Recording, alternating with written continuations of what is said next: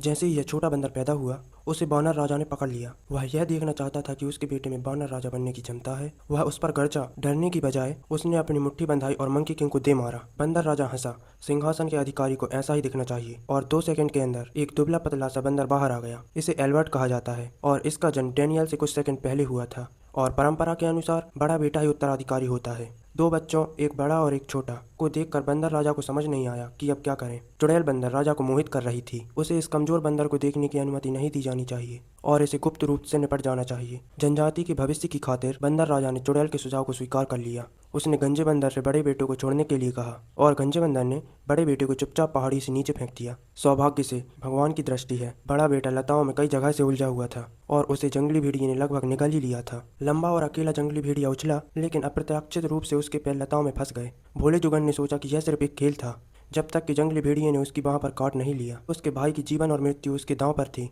तब उसका छोटा भाई राजा बनने की तैयारी कर रहा था। हजारों लोगों की जय जयकार का आनंद ले रहा था। हालांकि एल्बर्ट नहीं मरा। अन्य बानर आदमी बिग नोस ने उसे बचाया।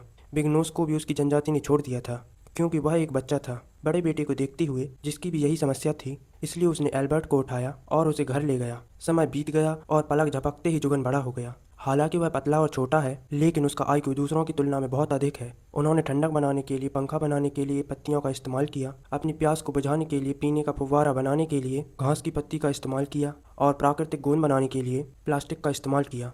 इस दिन तिग्नोस और बैम्बूगढ़ एक गेंद का खेल पकड़े हुए बानरों से मिले। वे एक पेड़ में छिप गए और मैदान पर सर पर दौड़ने वाला बंदर उसका छोटा भाई डैनियल था। अपने शानदार प्रदर्शन से उसने खूब वाहवाही लूटी और एक तरफ बैठे मंकी किंग ने भी गर्व भरी मुस्कान दिखाई। जब दोनों खेल में व्यस्त थे, बॉल अचानक उनके सामने उड़ गया। मोहित बिग नोज ने सीधा बॉल पर हमला किया, जिससे खेल बाधित हो गया और बिगनेस भी अंतराल में लुढ़क गया।